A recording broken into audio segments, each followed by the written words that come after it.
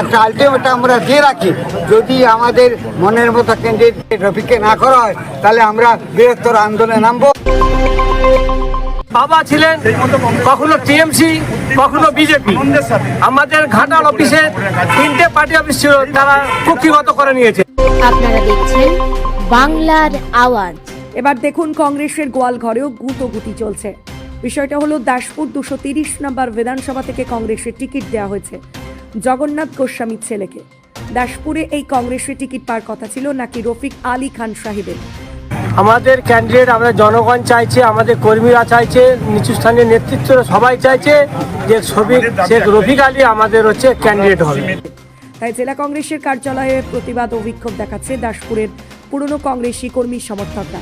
দাসপুর বিধানসভার কংগ্রেস নেতারা বলছেন, ঘাটালের শহীদ জগন্নাথ গোস্বামী, যিনি কয়েক বছর আগে ঘাটালের কংগ্রেস দলীয় কার্যালয় বিজেপির কাছে বিক্রি করে দিয়েছিলেন, আর সেই জগন্নাথ গোস্বামীর ছেলেকে দাসপুর থেকে কংগ্রেসের টিকিট দেওয়া হয়েছে কেন? দাসপুরের কংগ্রেস নেতারা চাইছে রফিক আলী খান সাহেবকে। রফিক আলী খান একজন পুরনো কংগ্রেসী এবং কংগ্রেসের একনিষ্ঠ কর্মী। দাসপুর কংগ্রেসের পক্ষ থেকে প্রশ্ন তোলা হয়েছে, যারা বিজেপির যুক্ত সেই জগন্নাথ গোস্বামীর ছেলে টিকিট পেল কি করে?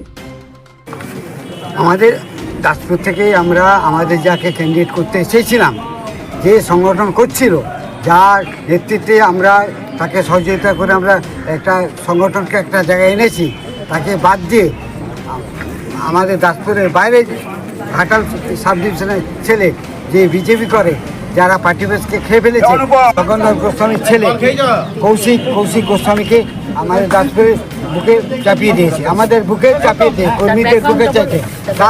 তার কোনো সংগঠন নেই, কটা অঞ্চল, কটা ব্লক, কী ব্যাপার, কত কী ভৌগোলিক অবস্থান দাসপুরে সে কিছুই জানে না।